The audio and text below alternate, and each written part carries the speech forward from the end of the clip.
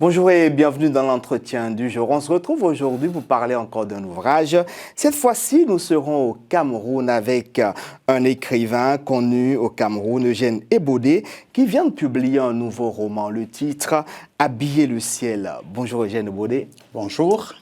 Alors, votre ouvrage me semble être une autobiographie fictionnelle qui nous plonge dans les souvenirs de votre enfance. J'ai raison de le dire. Oui, vous avez raison. Alors, il y a plusieurs aspects qui nous montrent cela. Vous évoquez votre passion pour le football, vous évoquez votre prénom est cité et surtout le prénom de votre mère.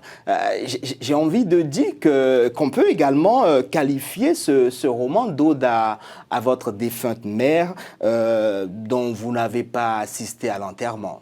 C'est exact. Disons que les points de ressemblance que vous venez de citer, s'ils sont exacts, il n'empêche que cette œuvre se situe également dans un registre, vous l'avez dit, fictionnel. C'est un roman parce que j'ai choisi certaines séquences. Évidemment, elles font sens avec l'idée de ce jeune homme que j'étais et qui se cherchait. Et qui, autour d'un monde qui avait l'impression de ne pas lui céder une once de possibilité de s'épanouir, il y avait énormément d'échecs. Lorsque j'avais 18 ans, autour de moi, autour de tout ce que je touchais. L'échec au probatoire.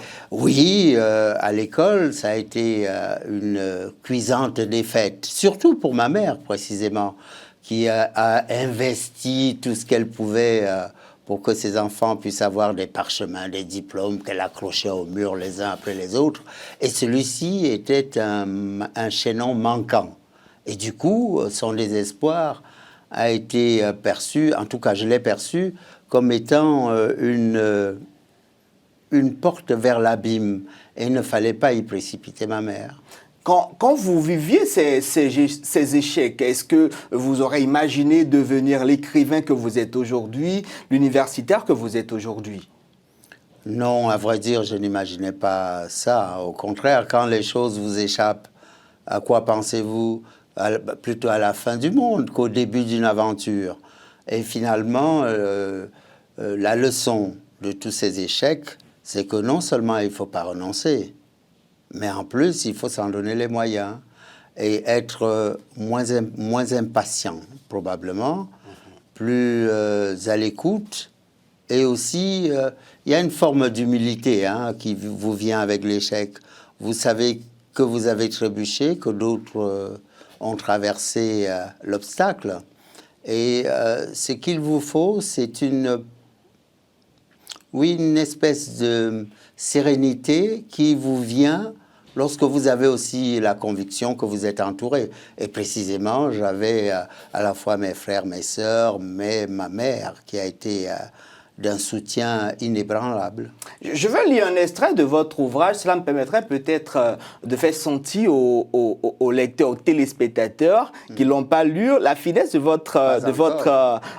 votre style, mais également votre attachement à votre mère. Je cite, « Quand la mort a enlacé mère d'une étreinte blanche et sèche dans la villa endeuillée de mon frère Laurent, où pendait un crêpe noir au portail, là où mère venait d'expirer, un voisin venu nous assister a dit « Belle mort, hein ?» parce que fulgurante, on a poliment hoché la tête. C'était choquant cette manière de parler de cette voisine? De ce voisin, plus précisément. De ce voisin. Plus précisément parce que lui, il mettait plutôt l'accent sur la rapidité et l'absence de souffrance. C'était ça son point, disons, le point de satisfaction dans un mal. C'était une petite fleur, les fleurs du mal qu'évoque Baudelaire. Pour lui, pour ce voisin, il ne fallait pas qu'on soit trop triste. Trop triste. En tout cas, ceux qui pleuraient, ceux qui le voyaient, moi, je n'étais pas là. Mais on me l'a rapporté. Et j'insiste sur le mot de ce voisin pour dire que lorsqu'une catastrophe vous atteint, Est-ce qu'il faut regarder les conditions de la catastrophe ou alors prendre du recul sur l'événement et naturellement essayer toujours en chaque circonstance de prendre un peu de recul, de ne pas recevoir des chocs en entier. Il faut toujours des paravents pour calmer les choses. Ce roman peut-il être qualifié ou serait-il l'expression d'un remords ou une manière d'immortaliser votre mère? Les deux, mon général. Le remords parce que je n'ai pas assisté évidemment aux adieux et tous ceux qui y vont cherchent celui qui manque. Et les regards, même si vous n'y êtes pas, se tournent vers vous et vous les ressentez. Vous en ressentez les brûlures. C'est aussi une manière, au fond, de dire que quand on est éprouvé, il faut faire bloc et il faut faire une chaîne forte. Et on a l'impression que ceux qui ne sont pas là font écrouler la chaîne de solidarité. C'est pas vrai. Parce que même en l'absence, vous savez bien, loin des yeux, près du cœur, et encore plus fortement à cet instant-là, on pense à tout le monde, et surtout à celle, en l'occurrence ma mère, qui n'était plus... Elle n'était plus avec le corps, avec les aspects, les attributs physiques, mais par le jeu de l'inaltérable esprit, ben, elle était là. Elle voyait, c'est ce que je raconte d'ailleurs, elle voyait sa sœur dans la voiture qui n'était pas sortie de celle-ci pour être elle aussi dans la communion des esprits. C'est un personnage qui ne vivait plus, mais qui était quand même représenté, très bien représenté dans l'ouvrage. La preuve, c'est que presque à la fin, vous la faites ressurgir et qui vient vous parler et vous donner des orientations. Non seulement des orientations.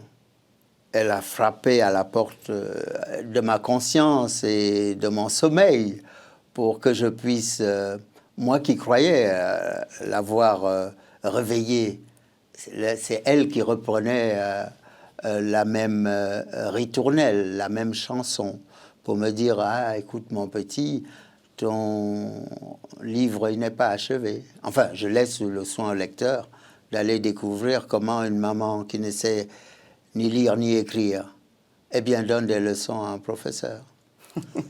À un moment donné, quand j'ai commencé par lire votre ouvrage, je me suis dit, est-ce que Eugène Ebodé ne va pas à un moment donné s'exposer aux critiques, au procès que, par exemple, Camara Lai a eu quand il écrivait L'Enfant Noir, alors que nous sommes dans une époque où beaucoup de situations font saisir la plume aux écrivains pour dénoncer des situations, des conditions humaines, jusqu'au moment où j'ai lu une partie où vous évoquez un souvenir plutôt macabre pour le peuple tchadien. Je vais lire un extrait et le ton est humoristique, mais au même moment un peu glaçant.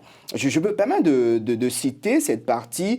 Des points noirs comme des abeilles raides se détachaient des avions, prenant de l'altitude et s'écroulaient des aéronefs comme des poupées de chiffon. Voilà, les avions crachent les gens. Les avions crachent les gens. Voilà.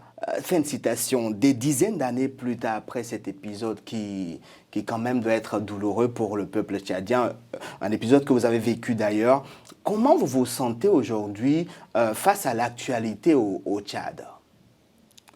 Elle est à plusieurs niveaux. L'actualité tchadienne, si vous voulez parler de la chronique des coups d'État, ou des changements de personnel à la tête de la nation tchadienne, c'est une chronique qui ne cesse pas depuis fort longtemps. Il y a une autre chose qui ne transparaît pas, c'est que si vous prenez l'exemple de la Première et de la Deuxième Guerre mondiale, le contingent des tirailleurs sénégalais, on appelait ainsi d'une manière générique, les Africains qui étaient enrôlés dans les armées...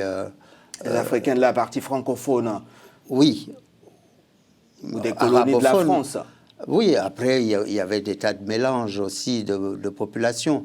Mais disons que les tirailleurs sénégalais ont eu pour ossature les Tchadiens. En tout cas, les forces de défense tchadiennes ont été à l'offensive, ont formidablement bien représenté le camp, disons, de l'humanité contre celui d'une dégradation sans nom et d'une division au sein de la race humaine de ceux qui étaient dignes de regard et de ceux qui étaient considérés comme à la traîne.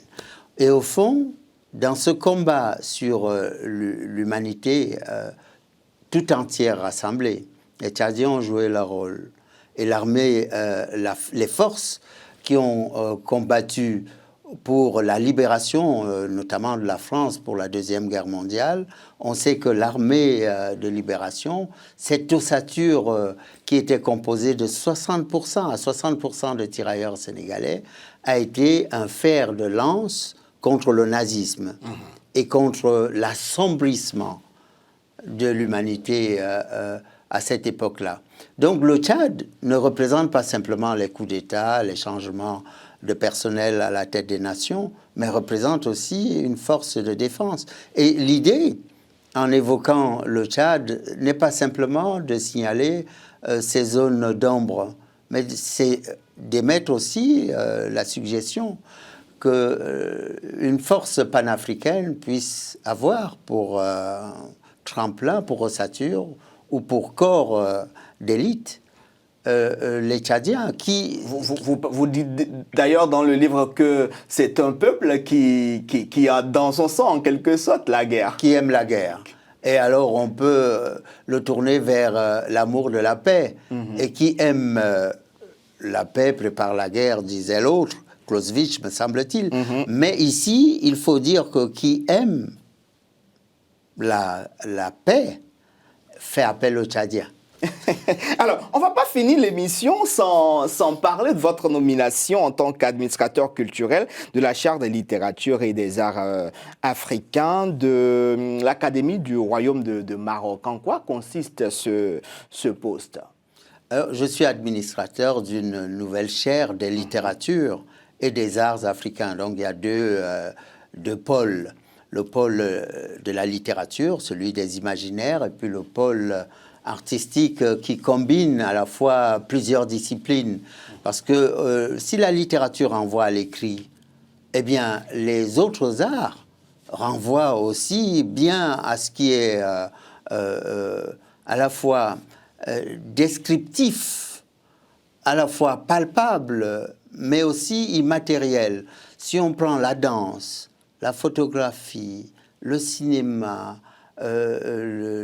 la sculpture, les arts visuels, et y compris les arts chorégraphiques, on s'aperçoit que là aussi, on convoque des formes d'écriture, au fond des formes de perception de ce que la nature humaine peut offrir, non seulement comme spectacle, mais comme horizon de pensée, horizon de réception, horizon d'échange de ce que l'humanité peut proposer de meilleur à elle-même. Et donc, parler de cette chaire, ça a été pour le Royaume du Maroc, et notamment de l'Académie du Royaume du Maroc, qui est dirigée par son secrétaire perpétuel, le professeur Abdeljalil Lajomri. C'était une proposition pour que les décloisonnements soient à l'ordre du jour et pour que le rassemblement des atouts de l'Afrique soit mieux exposé et mieux exploré. Exposé par des colloques, exploré par des recherches, par une nouvelle revisitation de ce que l'Afrique peut offrir à elle-même aussi, parce qu'on s'aperçoit que les artistes, les écrivains, les sculpteurs, prenez Ousmane Sow, il était plus reçu aux États-Unis, en Europe qu'en Afrique. Vous avez par exemple un artiste comme Frédéric Brully-Boisbré, qui a inventé un alphabet extraordinaire en Côte d'Ivoire et qui fédérait un peu les langues bété.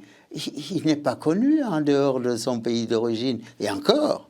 On en reparlera dans une autre émission certainement parce qu'on a épuisé le temps qui nous est imparti. C'est dommage, il faudrait quand même que je dise un mot du sultan Ibrahim Joya que nous allons accueillir à l'Académie du Royaume du Maroc à la fin de ce mois pour revisiter l'invention de la langue, d'une langue, le choumom, et d'un alphabet, Akaoukou, qui est enseigné à l'université St. John's à New York et qui n'est pas enseigné dans les universités africaines. Merci beaucoup Eugène Ebodé. Je rappelle que vous êtes l'auteur de ce roman qui vient de paraître aux éditions Gallimard, intitulé « Habiller le ciel ». Merci d'avoir accepté notre invitation. Merci de parler de ce formidable roman. Merci, chers téléspectateurs, d'avoir suivi cette émission. C'était un plaisir pour moi de vous la présenter. Restez sur Télé Sud et informez-vous en regardant cette chaîne. Au revoir.